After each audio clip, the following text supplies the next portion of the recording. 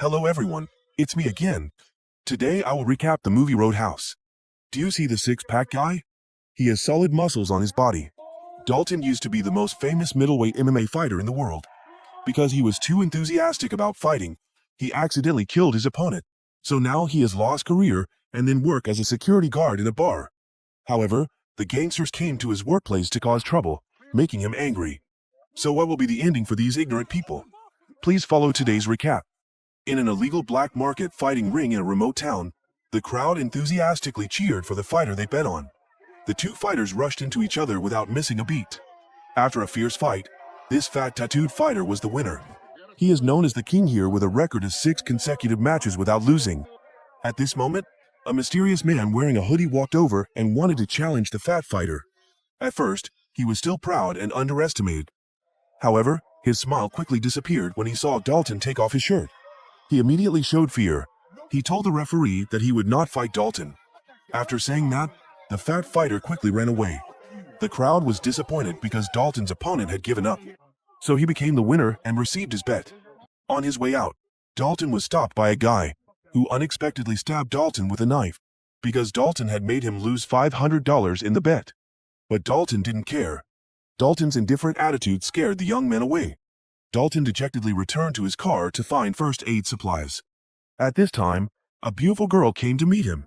She introduced herself as Frankie. She said that she owned a bar in Florida, but recently, some thugs kept coming to the bar to cause trouble and destroy things. So she wanted to hire Dalton to be a security guard at the bar. She would pay him $5,000 a week. This was quite a sum, but Dalton wasn't very interested in money, so he refused. Frankie didn't give up and left her business card, saying that if he changed his mind, he could contact her again.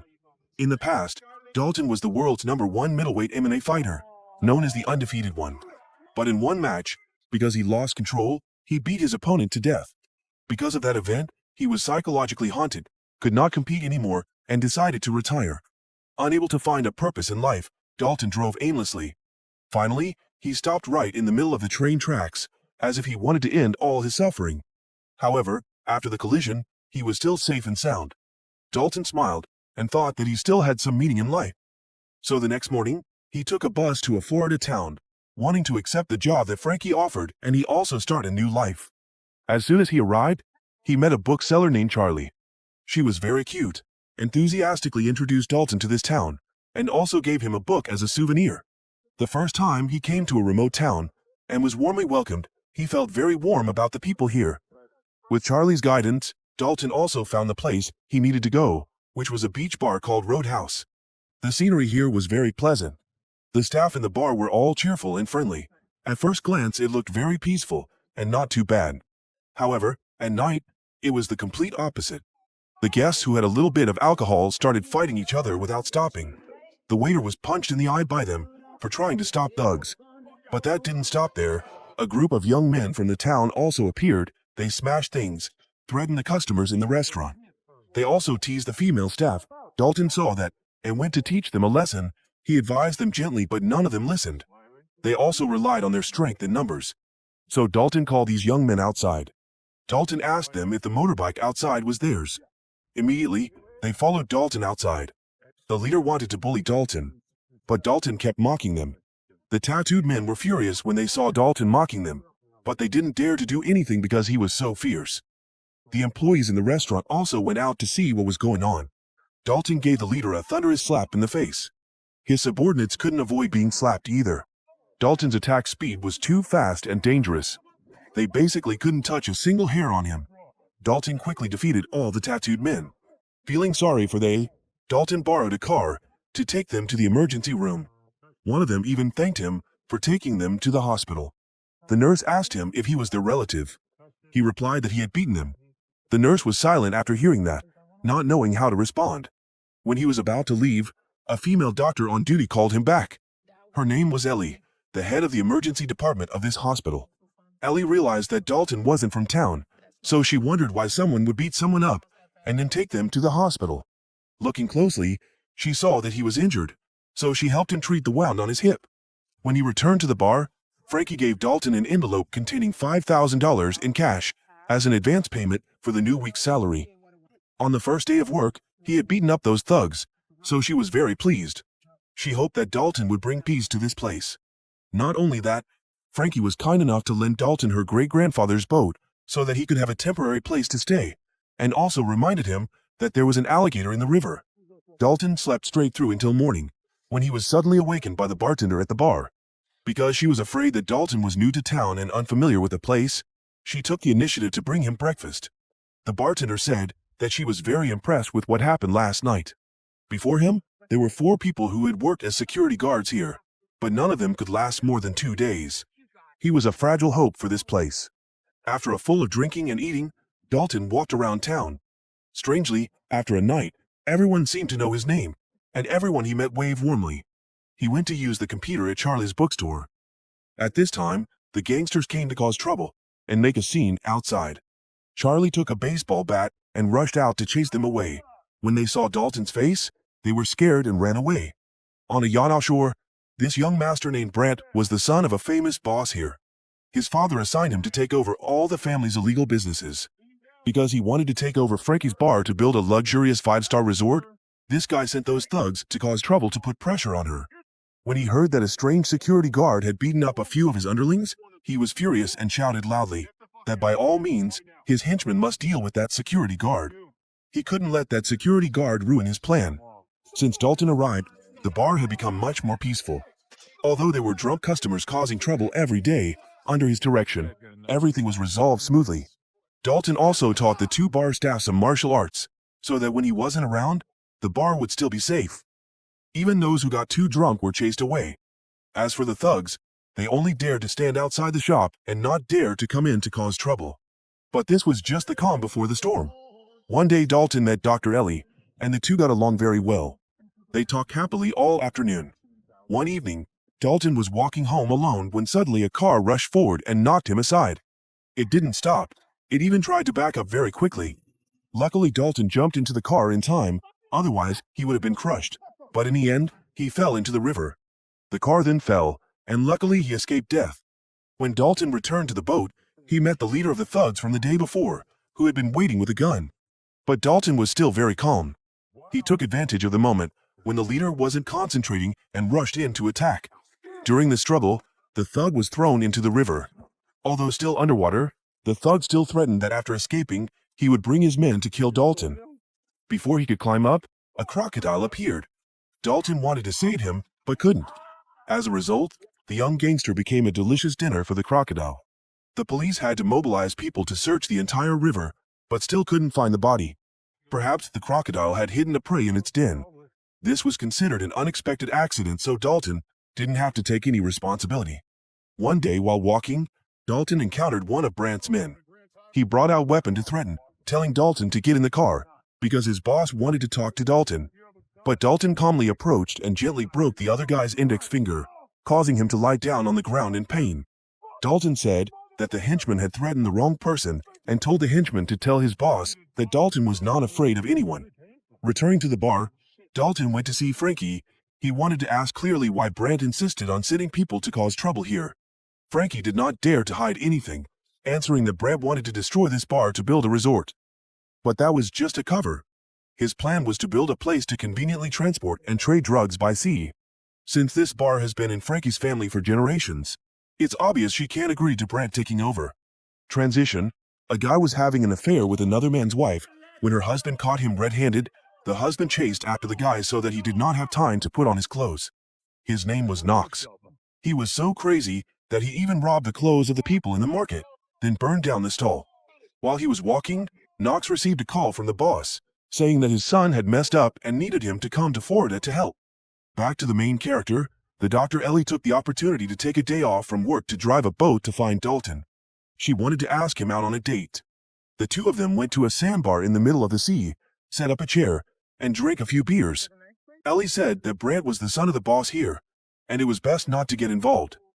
After chatting about everything in the world, whatever comes will come, Ellie and Dalton kissed passionately in the middle of the blue sea. At Brant's base, when Brant just arrived at the house, he saw Knox lying on a sun lounger. After greeting, Knox gave Brant a loving punch as a meeting gift. Knox said that Brant's father asked him to come here to help. Knox is a world-famous MMA fighter in real life, and this is his first movie. Dalton, After just finishing a fun trip with Frankie, he was visited by two policemen. They invited him to the police station to clarify some matters, but they did not take him to the police station, but went straight to a pier. Then a man claiming to be the sheriff appeared. He demanded that Dalton leave this town immediately, or else he would suffer the consequences. But Dalton was not the type to be bullied. Not only that, he also mocked the sheriff. So the sheriff angrily dragged Dalton out of the car and beat him. The sheriff pulled out his pistol and was about to shoot. At the dangerous moment, Ellie suddenly appeared. She went to slap him, then led Dalton away. Ellie said that the sheriff was her father. He was a lackey for Brant's family. She had lived with her mother since she was young, but after she passed away, she had no contact with him anymore. She also advised Dalton to leave this town. Getting involved with Brant's family would sooner or later cost him dearly. Dalton thought he had found a peaceful place to continue living a new life. But who would have thought that God would like to tease people like this? Outside the bookstore, Brant's men were ordered to bring gasoline cans to set fire to the place. The father and son were helpless and could do nothing. This was Brant's warning to Dalton. Dalton returned to the bar dejectedly, his mind filled with uncertain thoughts. Unexpectedly, Brant came and sat next to Dalton and started talking to him. He tried to convince Dalton not to cause trouble. Brant showed Dalton a video of his old match. At that time he had lost control like a wild beast, nothing more, nothing less. Seeing that he did not respond, Brant angrily left. At this moment, Knox led a group of thugs in, brazenly smashing everything around. The two waiters who tried to stop him were also beaten to a pulp. The atmosphere in the bar was now very chaotic. Everyone was like crazy, rushing in and butting each other. Dalton had been sitting there thinking about life, but seeing that things had gone too far, he couldn't bear it any longer. He approached Knox, and without saying much to each other, they immediately jumped at each other without missing a beat. They continuously exchanged blows. Knox was truly not an ordinary person. He kept using his deadly moves, making Dalton struggle. But Knox soon realized that Dalton wasn't fighting at full strength. Because Dalton had just gone through so many things, he was in no mood to fight anymore. So he turned around and left, determined to leave this town of trouble. Dalton returned to the boathouse to treat his wounds. Frankie also ran over to beg him to stay, but he no longer cared about this place. On his way to the bus station to catch a bus to leave, Dalton saw the bookseller's shop burned down. He rushed in to check, but the people there said that Charlie and her father were being taken to the emergency room by ambulance. It was obvious that this was caused by that scoundrel's men. In this town, Charlie was the kindest person to Dalton. So when he learned that those scoundrels had harmed her, he was extremely angry. Dalton went to Brant's base alone. When he arrived, he only saw one of Brant's henchmen there. He approached and punched the opponent in the throat. Dalton asked him that. He broke your throat. Now you feel like you can't breathe, right? And the henchman couldn't breathe and fell into the swimming pool. Dalton found another henchman, who was scared and said that Brant had used his connections to borrow a large sum of money to serve his plan, and that the money would be transferred early tomorrow morning. Based on the information he had just obtained, Dalton secretly followed, and indeed a helicopter carrying a box of money flew in. Then, a policeman dragged it away to hand it over to Brant. Dalton quickly knocked policeman out and stole the dirty money. He used the corpse of the thug from the day before, used the policeman's gun to shoot the corpse, creating a scene where the police shot and killed civilians. And the amount of money that Brant had was indeed not small. In his head, Dalton had already come up with a plan to destroy Brant's plan. Dalton was sitting on the boat wrapping sticks of dynamite when the sheriff approached him. He informed Dalton that Brant was aware he had stolen his money. As a result, Brant had kidnapped Ellie to hold her hostage. Brant threatened to harm Ellie if Dalton did not return the money by noon. The sheriff asked Dalton to save his daughter. Of course, Ellie was in danger, so Dalton could not just stand by and watch. Dalton borrowed a boat from the dock and immediately set off. Knox still drove back to Brant's place. But when he got there, no one was there. It was clear that Brant had tricked him. When Dalton arrived, he saw Brant and the sheriff waiting, but the negotiation did not seem to go smoothly. Dalton demanded that he see Ellie before handing over the money. Brant, on the other hand, refused to agree, only releasing Ellie when he saw the money. Dalton wondered why Ellie's father was sitting so leisurely. At this time, Brant said that he had really kidnapped Ellie. The sheriff was so angry that he almost went crazy. While the atmosphere was tense, Dalton pressed his remote control. The boat suddenly exploded. He then took the opportunity to look for Ellie. Because of the explosion, Brant's yacht was also flooded, and it would sink sooner or later. Dalton found Ellie using a fire extinguisher to hit the glass door when a gunman was about to pull the trigger. Luckily, the glass broke and they swam up. As for the remaining young men, Dalton fed them seawater. With great difficulty, Ellie was rescued, but when she climbed onto another small boat, Brant grabbed her and kidnapped her. Here, Knox drove a canoe over. Dalton cleverly used a thug to shield him. Dalton had a hard time climbing onto Knox's canoe. This crazy guy was about to throw a chain at Dalton.